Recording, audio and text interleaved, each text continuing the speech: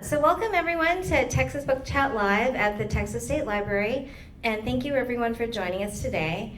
I'm Michele Santos, coordinator of the Texas Center for the Book, and I'm delighted to introduce Sam Gwynne, the author of two acclaimed books on American history, Empire of the Summer Moon, which spent 82 weeks on the New York Times bestseller list and was a finalist for the Pulitzer Prize, and Rebel Yell, The Violence, Passion, and Redemption of Stonewall Jackson, which was also a New York Times bestseller. Sam is also a former senior editor of Time magazine and the former executive editor of Texas Monthly. And today we're here to discuss his newest book, His Majesty's Airship, The Life and Tragic Death of the World's Largest Flying Machine. Please join me in welcoming Sam Gwynne. Thanks, Michele. Appreciate it. So what was your inspiration for choosing Airship R101 as the subject of your new book? So, let me preface my answer by saying that ideas, in my business these days of writing books, ideas are the coin of the realm. A good book idea is worth its weight in gold. In a completely different sense than it was, say, 1970 or 1980 or 1990 or 1930 or whatever. Back then, there weren't that many books being published. Just to give you an example of the volume of this and why an idea is so important, just a single idea that happens to be your idea. So in 1970, I think 35,000 books were published in this country by regular publishers. In 1990, 70,000, that number doubled, which seems incredible, 70,000, right? Last year, 600,000, and if you add self-published, we're at 3.5 million.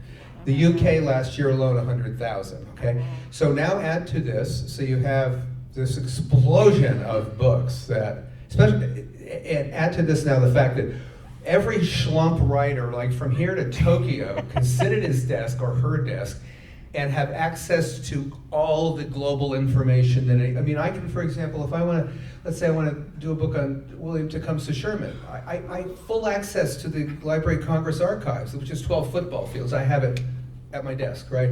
I can look at the publishing history, I can see what's done, I can do about anything, about, illuminated German manuscripts from the 13th century. It's all right here. So you have this just phenomenal surge, not only of publications, but of people who are able to scour the world for the good ideas. And so you see a book like The HMS Wager. Did anybody read that? David Grant, popular author, bestseller last year about a shipwreck from the 18th century. Wow, what an idea. And it is an idea. It's a phenomenal idea. It's great. I mean, guess how many books since 2014? 6. Because everybody has access to the information. It's not his idea. Anyway, with that as a premise, it's something that really, I guess the reason I'm talking about it is it affects our lives. You see an idea, you say, that would be fun to do, and then go to the internet and go, okay, I'm not going to be 12th in line here. Or you see like no books at all in the 20th century, and then 6 since 2005, since internet age. So here, how did Sam think of this brilliant idea?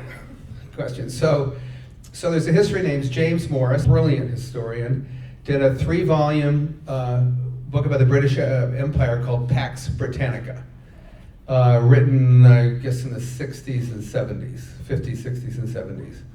And the 3rd volume of that was Farewell to Trumpets. So it's the end of it. It's the British Empire decays and falls, declines and falls. And we have Churchill there, and we have World War II, and we have all the things that happened to colonial Britain. In the middle of that book, as an emblem, an example of how the empire was crumbling, was this little 2-page, less than 2-page shot about this airship R101, about how this disaster was emblematic of the fall, of the decline of the British Empire. And I read just a little synopsis of the story, and I thought, wow, what a great story, wow. And you go to the internet expecting, okay. And no, there's only one book by a non-writer, by a businessman who wrote it 40 years before, clear field to run on. And I thought, I can do, what I like to do is I like to write stories about transformation. I also like to write stories that mean something in the larger sense of, if I'm writing about a football coach, I'm writing about a guy who changed the game of football. turned it from a running game into a passing game, or if I'm talking about an Indian chief, Quanah Parker, who transformed the way the American West was settled and conquered. In this case, this was these people who actually were attempting to reorder the world of the air through airships. Great ambition. They flew too high, to use a nice metaphor, they flew too high and they crashed down. But it was a great tragedy. It was a story of empire, but it was also a really good, like my book Empire of the Summer Moon, it was a story of empire and the fall of empire, both for the Spanish and the Comanches. It was also a story of a little bitty family, this little family with a nine-year-old girl with blonde hair who got taken as a hostage in a raid in 1836. So it was a family story that had impact larger. So it hit all my parameters, I guess, of things that I would like to write about. And the difference here, it was British history, so I had to go to Britain. So in the book, you talk about how Britain's huge empire and wanting to unite that empire overrode their better judgment and knowledge of previous deadly airship disasters. Can you tell our audience more about that sense of sort of empire and entitlement and how that led to this? Yeah, this is a big theme in the book. So that you're looking there that's R101, the largest thing that ever flew. It's bigger than the Titanic by volume. This is what the book is about. So the question is, that is the product of a great ambition that grew out of World War I in England. And what you have happening is you have Great Britain emerges from World War I with 25% of the world's surface area are under British control, 450 million people. Much bigger than it was before the war, and it now includes all the old German holdings. You have most of the old Ottoman Empire. I mean, you have a lot of Asia. And Britain used to make these maps where the red color would be the empire. You see the giant streak going through Africa, all through the Middle East, all the way across through India, the crown jewel, and you just keep going. It is to New Zealand and Australia and on and on. These are all the parts of the British Empire. You come out of World War I, the problem is the thing's very rickety. The thing's extremely rickety, and as we all know, it's going to fall and crash in flames very badly very soon. But as of this moment, you have things like the Boer War in South Africa, and you have the Irish Revolution, the Easter Sunday, and the independence of Ireland in 1922. You have a rebellion in Iraq. You have these things going on, right? India is seething and is going to fall very soon. And so it's at this moment when the Brits kind of come up with this idea that this far-flung empire, which is in terms of distance, let's say you wanted to go from London to Melbourne, Australia, or somewhere, or Sydney, Australia. You were talking like a month, 3 weeks plus to do it. You want to go to India, again, the crown jewel, that's a couple of weeks. I mean, these are, you can't get anywhere quickly, so that the size of that empire is almost doubled by the fact that it's just the transportation is so slow. And so they came up with this idea called the Imperial Airship scheme, and this idea was you're going to lose these things, giant, rigid airships that would fly above the, they figured, soar smoothly above the earth at 70 or 80 miles an hour, but for 24 hours a day, and suddenly you had 4 days to India, and suddenly you had 11 days to Australia. Suddenly the size of the empire shrinks radically. So this was an attempt to redefine the world, because time and space really are the same thing, right? I mean, the distance between London and Australia is a distance, however, whatever it is, 12,000 miles, but it's also time. And so it was this kind of breathtakingly ambitious attempt to redefine the world and fill the skies with these things. Well, they're rigid airships. They're not blimps and they're not balloons. So, this obviously did not turn out well for them, but you write about on this maiden voyage how Major George Herbert Scott, pilot of the airship, was probably an alcoholic, and do you think he'd been drinking the day of the tragedy? And how is that something you find out about when you're doing your research, that he, you know, is, yeah, alcoholic, right? Yeah. Well, it's so we're talking, to give you a little background here. So on October 4th, 1930, this thing leaves from north of London on its way to India to prove, is this thing loaded with technology, is going to prove once and for all that this can be done, that you could really have an airship passenger service. And at this point in world history, airplanes had not yet proven themselves. They'd proven themselves for short hop, but not for long distances. They were noisy, they required stops all the time. For example, going to India from England in a plane was, I think, 12 days and 22 stops. In this thing, they were planning to do it in 4 days, with one stop in Egypt. And so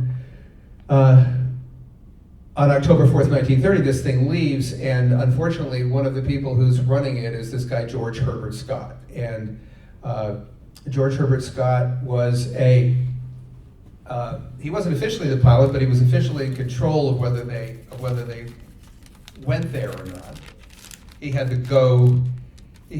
no-go call on it. And so I'll tell you something interesting. I'm trying to see here if I have anything on Scott here of the in a slide. So George Herbert Scott is one of the great characters of this book and one of my great discoveries. I mean, I didn't discover my personal discoveries. That George Herbert Scott in 1919 took one of those, a rigid airship, and the difference between this and a blimp is that this is it has a steel superstructure, a cage, with huge gas bags inside of it. Blimps don't have that, and balloons don't have that.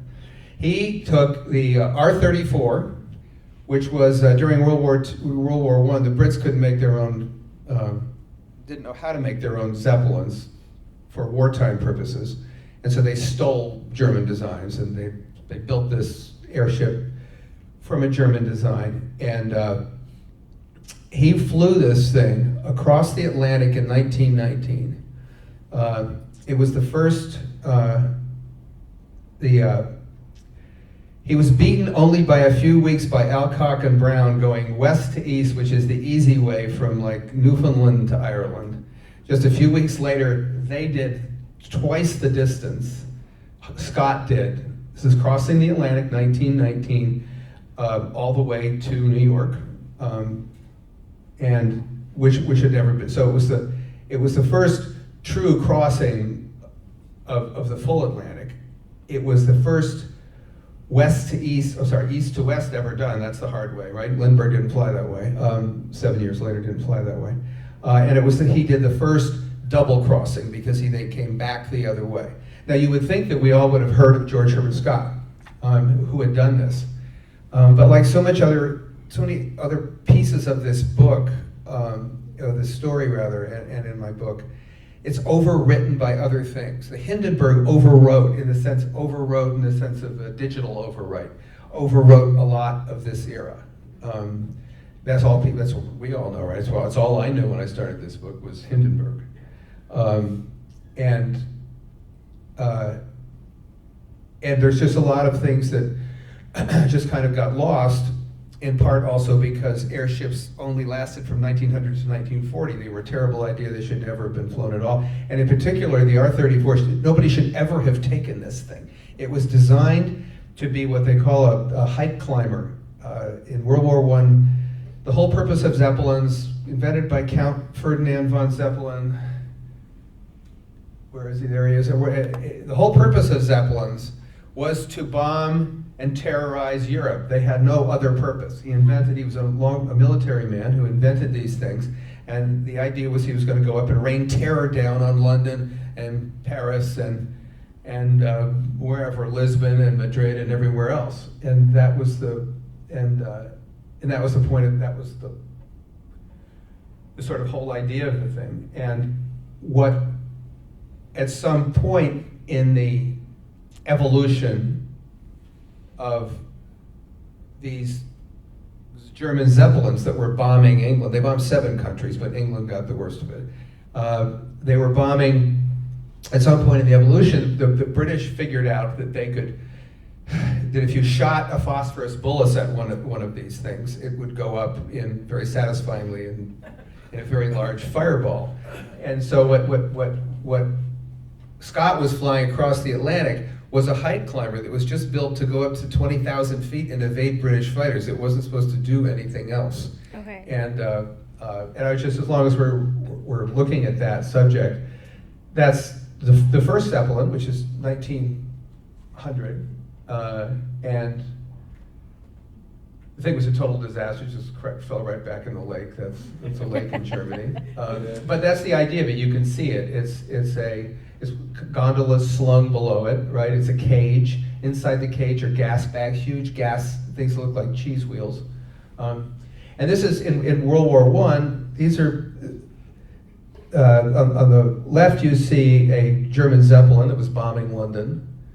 That's a photograph, actually, a completely rare, unique photograph, only one of its kind that shows that happening.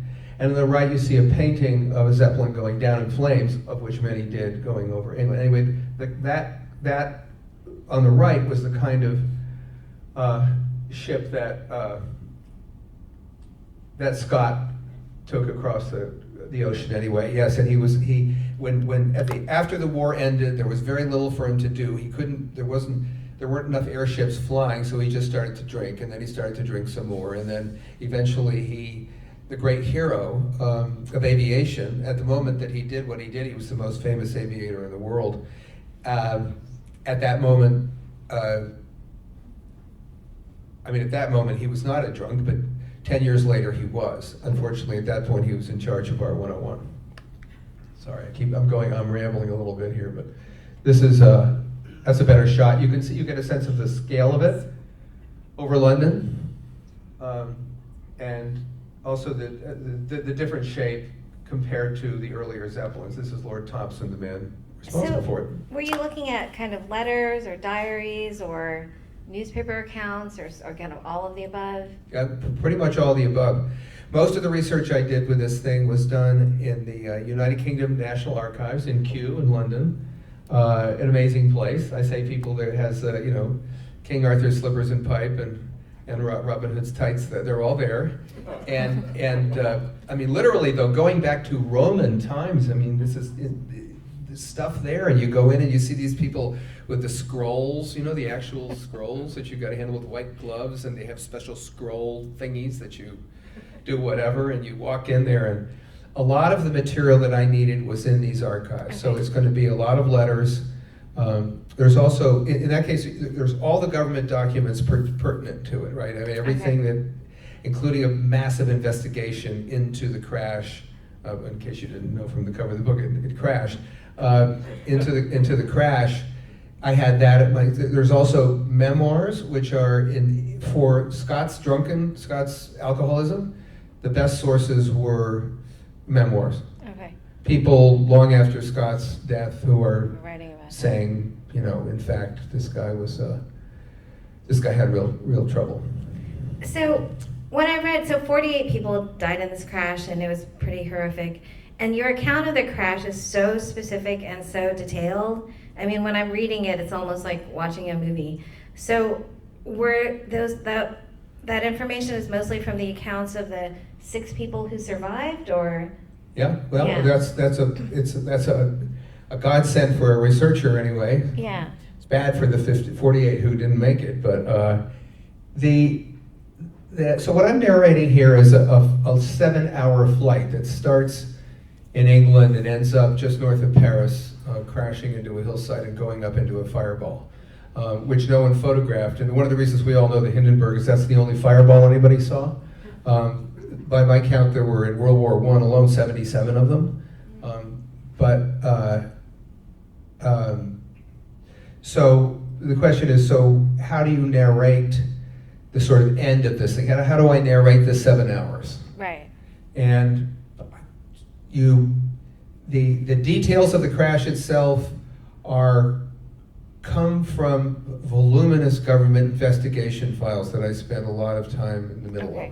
People interviewing people just this deep of interviews and everything else, which is a great source. You know, if it's official, it's an official interview. They talked to these people back then. The 6 survivors, I tell it from their point of view because each one of them saw something different. Ironically, one of them who survived was in the smoking lounge. Now, you would think that putting a smoking lounge in something that had 5.5 million cubic feet of hydrogen, in fact, the smoking lounge was right under it. You think that maybe not such a great idea, but this one guy had gone in there just before the thing went down, and I go into great detail on why it went down. But so this one guy, he goes in to have a whiskey and a cigar in the smoking lounge. Well, what saves him is he's in an asbestos-lined smoking lounge. Everybody else is, when fire hits 5.5 million cubic feet of hydrogen, it mixes with air. It is an extremely hot fire, and it burns very, very quickly, and you die very quickly. I mean, there's some suffering, but the bodies there, a lot of them were carbonized in what they call cadaverous spasms. The moment of death, it freaked everybody out. I have a picture of that in my book. So he is one of them who narrates the end. But he sees it from his point of view. What's it like inside the smoking room? Okay. And how did he get out? These other guys were in the engine room, and they survived because when the engine hit, everything just explodes into flame.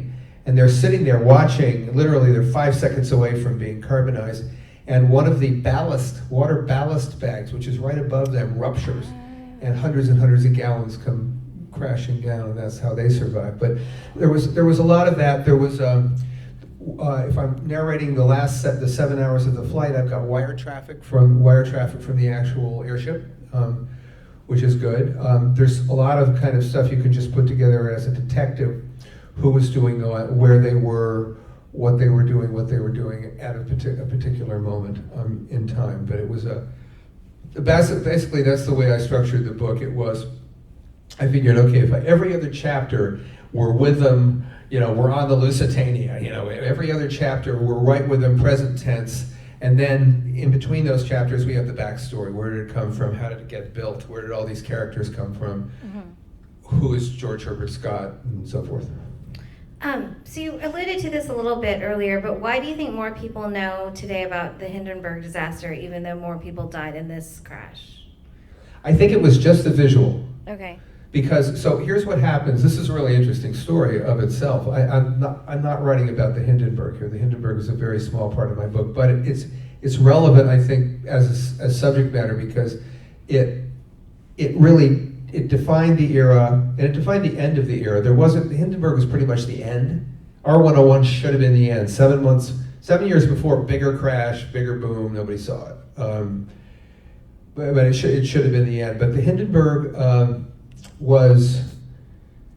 this happened in 1937, and it happened in New Jersey. And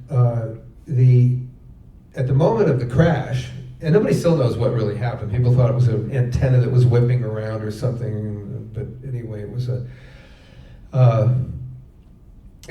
a pretty spectacular crash. So what you had was this idea, this film company called Pathé, who takes a shot, who shoots that bit of film. That, by the way, we've all seen, and everyone in the world saw within a few years of that. I mean, every single person in the world. Talk about reality TV. It was maybe the first case of that. And so we have this, except that it's silent. There's no sound with it. However, at the same time, in a different part of Lakehurst, New Jersey, is a guy from the AP who's going, "Oh, the humanity," that guy, right? He doesn't work for the film company. That's a silent film. So sometime in the 1960s, an enterprising British producer married the two together.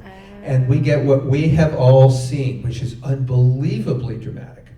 But here's the point that I would like to make, though, is that fireball was actually not even as bad as many of the British ships that went up, as most of the zeppelins. I counted 60 or 70 in World War I.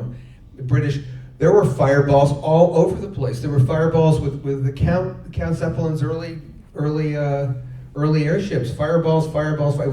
Hydrogen was a bad idea, and it's interesting that airships were also a really bad idea, independent of hydrogen, which was proved by the Americans, who were flying helium ships, and they went down too. And part of the theme of my book is one of the worst ideas ever. It's just one gigantic chain of disasters, and why that. One, it's entertaining to read about a gigantic chain of disasters, but it's also interesting to know why people did that. You know, why you persisted in a project that the competing technology was airplanes, and airplanes were really, in the early going, were really not very safe. I think there was 59 commercial crashes alone in 1929, and with a lot of death, and there was, and gasoline, by the way, is flammable too, just like hydrogen is. But as it turns out, that technology was perfectible, and there were things you could just build, and it did build, and it grew exponentially, and the airships just kind of limped along until finally they were put out of their misery. So it was surprising to me that the same investigator, Sir John Simon, investigated both the R101 disaster and the sinking of the Titanic 18 years earlier. So kind of for you, what other parallels are there between those two disasters? And obviously we all know the Titanic tragedy well. So the Titanic was supposed to be unsinkable, and R101 was supposed to be unbreakable. Lord Thompson, the guy who was the driving force behind it, called it safe as a house, but for the millionth chance, which is completely false. But there was this idea that you couldn't sink the Titanic. Right? There was no way you could sink that ship, but there was a feeling that you could no way that you could sink, or that you could break R101. It was built 4 times as strong as this terrible disaster the British had, R38 in 1921, built 4 times as strong, which was actually kind of irrelevant. It didn't need to be that strong. But it was one of the answers to the question of why the airships persisted for 40 years, and really it's 1900 through 1940 and that's it, rigid airships, was hubris, was nationalism. I mean, that's why the Count got away with building these really inferior vessels all the way along. It was German nationalism. And a lot of what went behind R101 was good old-fashioned British Empire nationalism. We're gonna beat them. We're gonna have Lord Thompson's vision was the world of the British Empire is going to be connected by this just networks of commercial airliners like R101 just drifting back and forth across the continents, right? And you know what? It was not only going to link the empire and strengthen the empire, but it was also going to be built, goddammit, with British technology, not German technology, which is what they had to steal to build their early ships. So you have this kind of, and in some ways, I think the American, which had their own, how many disasters? 4 disasters, American ships. The last 3 with helium. Same way. It was a sense that look at this whiz-bang technology. We've got these, when you look at R101, if you look at those, you can't really see those little gondolas slung. Those are little engines down there. Actually, one of the innovations of the ship is they put everything inside instead of the gondolas. If you see that was the way almost all the other airships ever were. Gondola outside, no humans inside. R101, everybody's inside, which was not good when it goes up in flames. But you see those engines out there? Those are 750 horsepower Tornado diesels. Nobody ever put a diesel in the air before. Those were locomotive engines, locomotive diesels. Why? Because diesel fuel has a much higher flash point than gasoline, and they thought that they could be really safe when they went to the tropics. And And what they did was they put in these unbelievably heavy things that created all of these other problems. Because this is lighter than air, obviously, it wouldn't have float otherwise. Anyway, that was a long answer to it. It's okay. Before we open it up to questions from the audience, I wanted to ask, you had mentioned right before we started that Empire of the Summer Moon is going to be a movie? Well, we'll see. Okay. So the writers like me, we always like it if they make a movie out of your book, because one, it helps sell books, but it's nice to have it done. But so Empire of the Summer Moon came out now 14 years ago, and it was a big bestseller, and it has been a big bestseller, and still is. Every time Joe Rogan mentions it, it hits the list again. So when it first came out, I got a phone call at my desk one day and said, "Sam, this is Larry McMurtry. Oh, nice. We're moving to acquire this book. We think the book is great. We're moving. My partner Diana Osana and I are moving to acquire this book, and whatever." And they do, and it's Warner Brothers. It's this A-team of A-teams. It's Warner Brothers with McMurtry and Osana, who had won the Academy Award for Brokeback Mountain just recently, and the guy who did Crazy Heart, whatever his name was, and the Ridley Scott production company. It was just an A-team, and I'm so thinking, yeah, Larry McMurtry's my personal screenwriter, yes, but and of course what happened. This is Hollywood. Hollywood is it doesn't operate like anything else. So of course they write the screenplay, and Warner Brothers hates it, like really hates it. And so that's pretty much that for a while. And then periodically, Hollywood is either hair on fire or glacial. There's only two modes. And so you'd get a call going, George Clooney's production companies, they're acquiring this, they're going to do it. Is it done? It's virtually done, right? Everybody running around, memos, nothing. Brad Pitt's production, oh yeah, this is a done deal. No.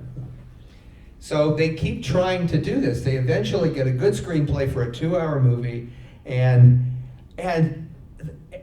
everybody's ecstatic now, and they've got the whole studio's ecstatic. It's their favorite screenplay, and they move to budget it, which means they're serious about it, right? They're going to it, now they're budget thing. But the budget comes in at 170 million, and they say, well, the feeling is that unless Batman or Superman is in it, which is kind of hard to do with Comanches, it will never possibly make that money back.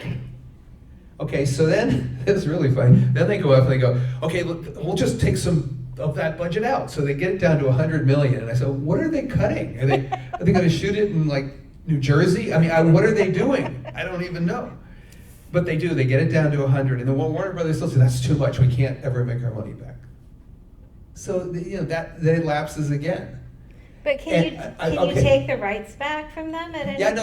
So what happens is they buy, and they purchase an option from me, which they have to pay, like the University of Southern California thanks them for that, because at one point, I used to joke that my daughter was going to University of Southern California, and the money was coming from Burbank, so I was saying it was like me taking the money in a wheelbarrow from Burbank down to USC and just giving it, because it was almost 1-to-1. But so they have to buy a 12-month option in order to develop it, and when it expires, they usually get a right of renewal. They can renew it a couple. Warner Bros. Renewed it 8 times. Oh my God! They just kept renewing it because they kept thinking they were going to do it. But yeah, they have to pay me, and then when it expires, and here's the funny thing.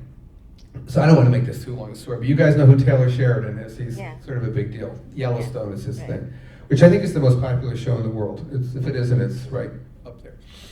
Anyway, Taylor Sheridan, back in 2010, when my book comes out, he's a Texas guy. He likes ranches and horses, and he's a Texas guy.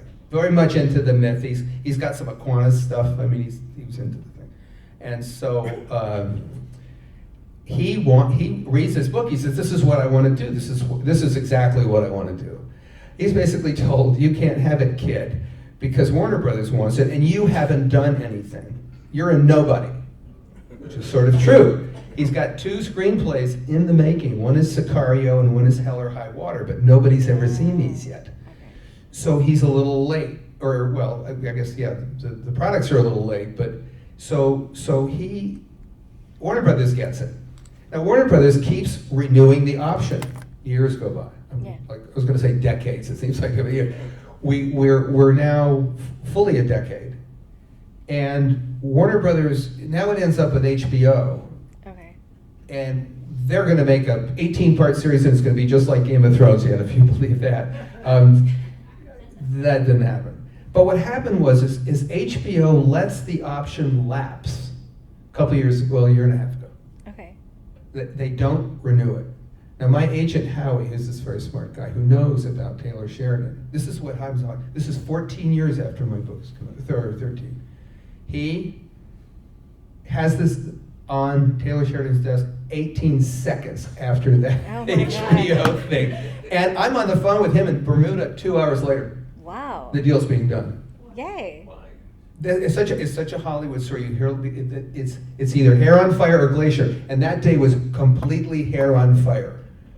So they're in a good way. So they're going to be shooting it soon. So he wants to do. Here's what he told me. I make no claims, and I have no control over this. I'm not an executive producer. I'm not a writer. I told him I wanted to be a bloated dead sodbuster in one of the films. That's all. And but he said 4 2-hour episodes based on Lonesome Dove. 1 season. Okay. And he wants to spend $300 million.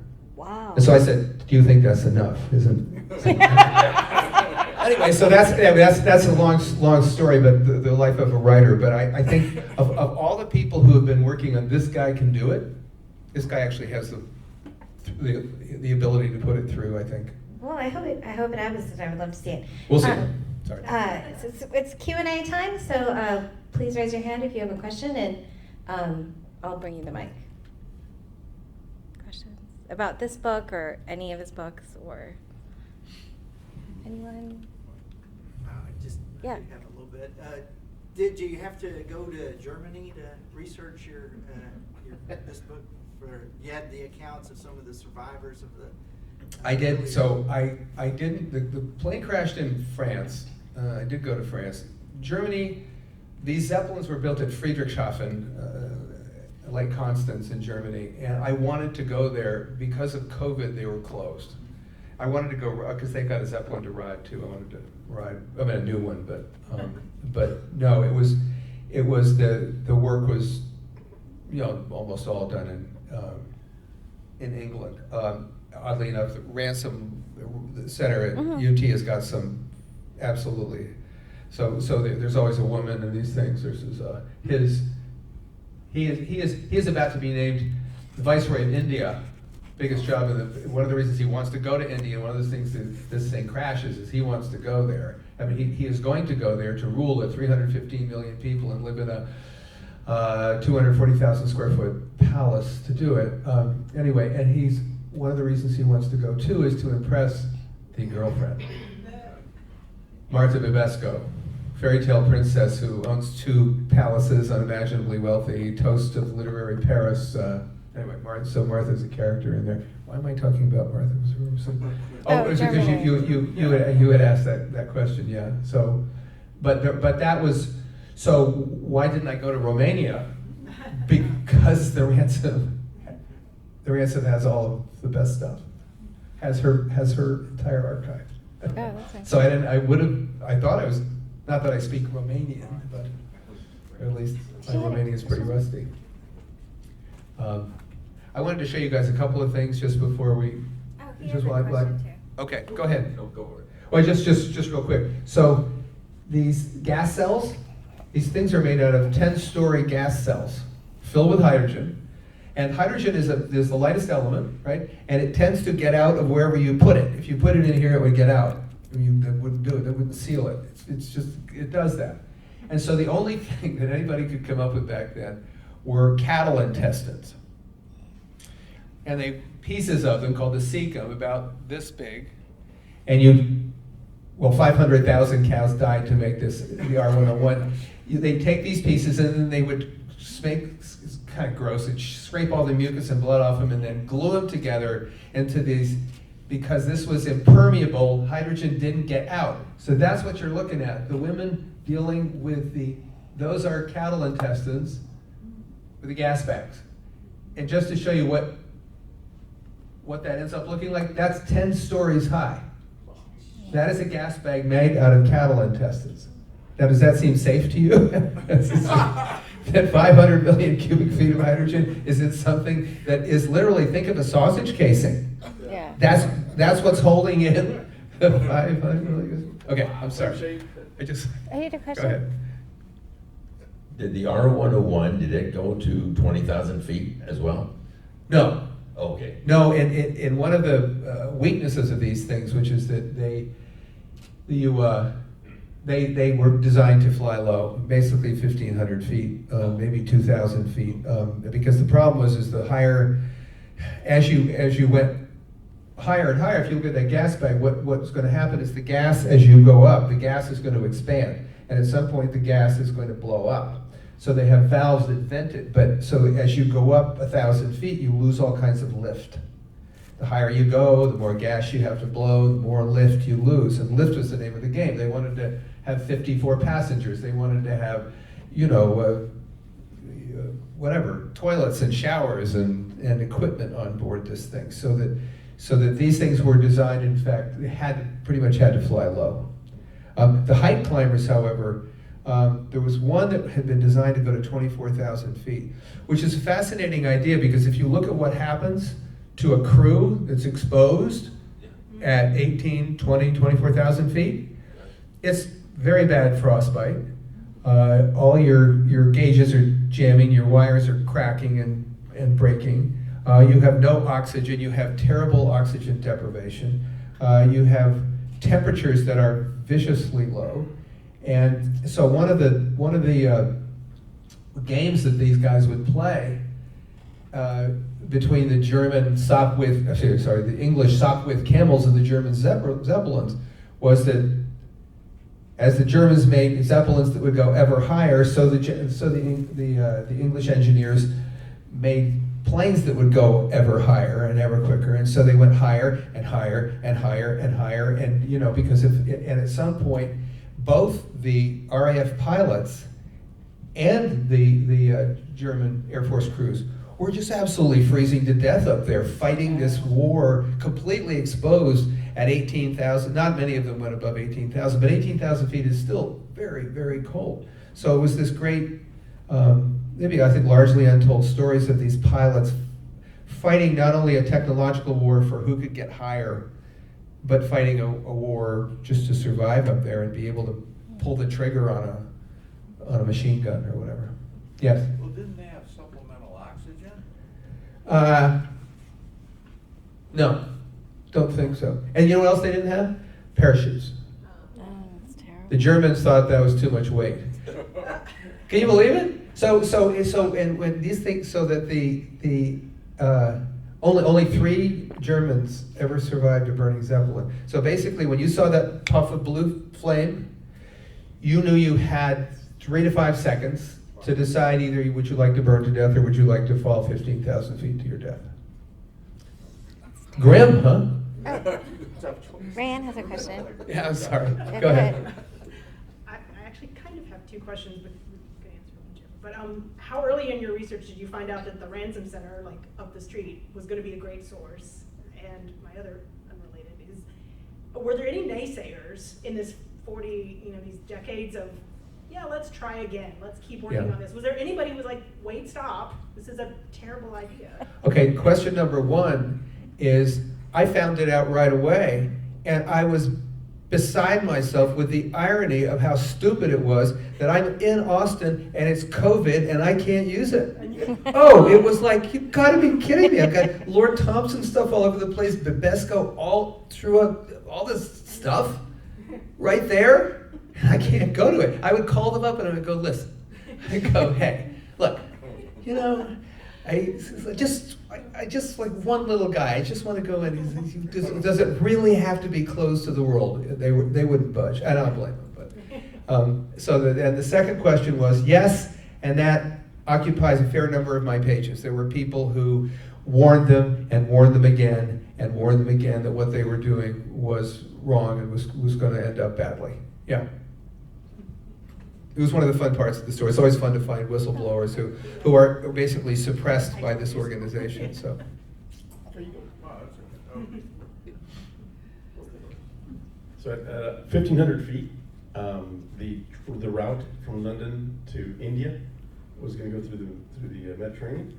Yep, And the right. Adriatic? The length of basically from Paris, dead south to the Mediterranean, then a hard left, the length of the Mediterranean over to Egypt for the night. That was Is it through the Adriatic or just the Mediterranean? just Mediterranean over to Ismailia in Egypt. That would be the roughly 2 days for one stop. Okay, so I guess it would be a route through the mountain terrain, anywhere else after that?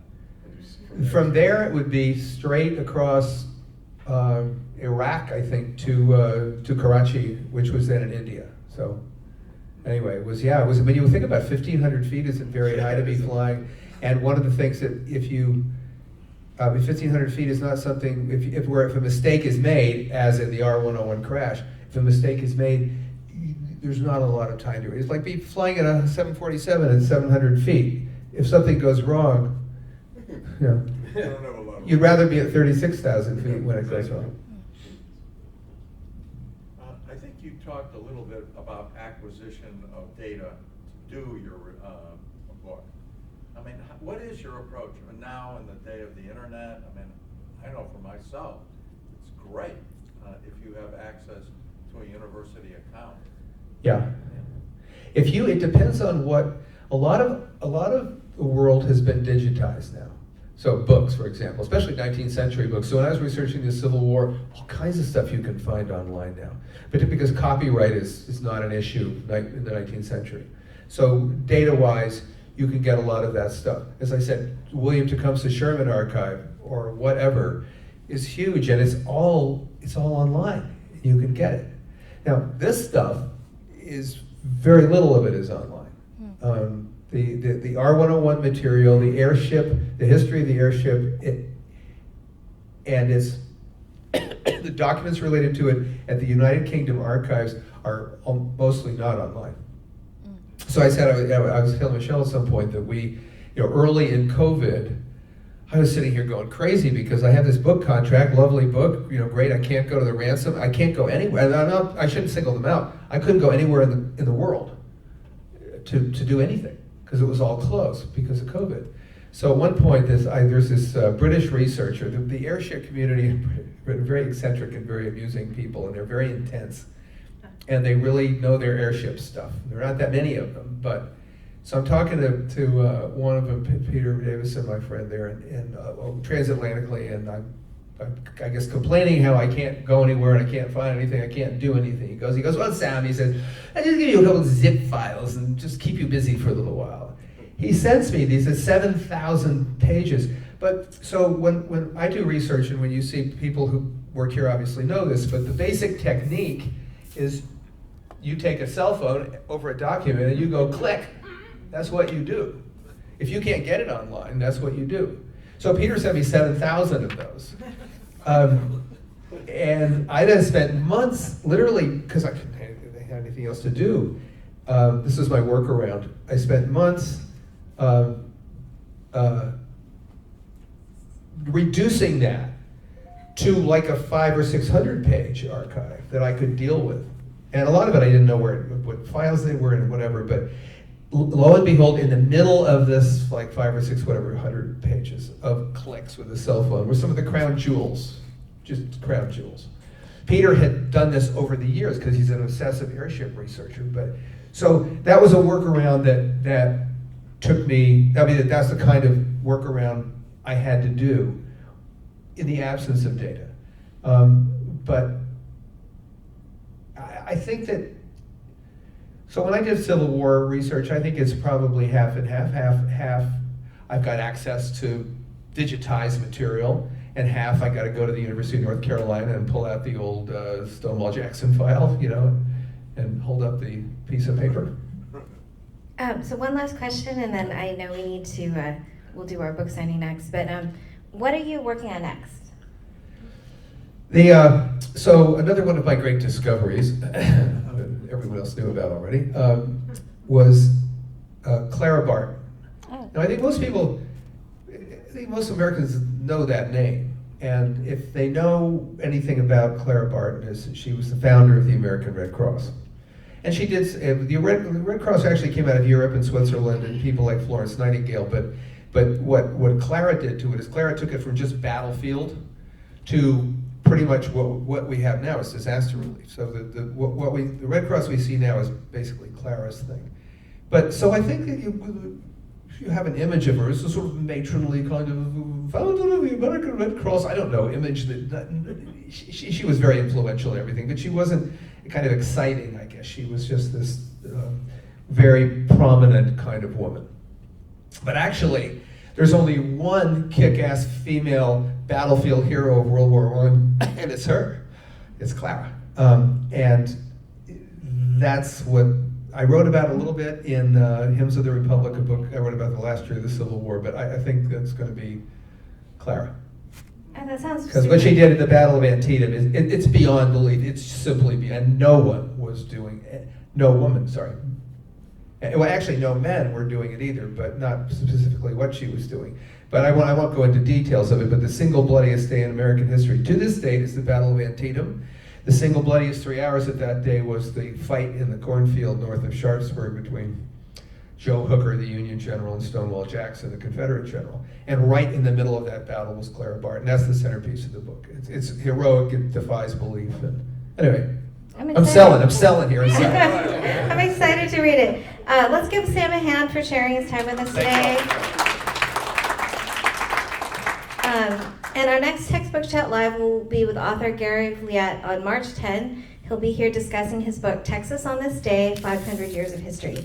If you brought a book for Sam to sign, please line up here at the front, and thank you so much for coming today. Thank you all, I appreciate it.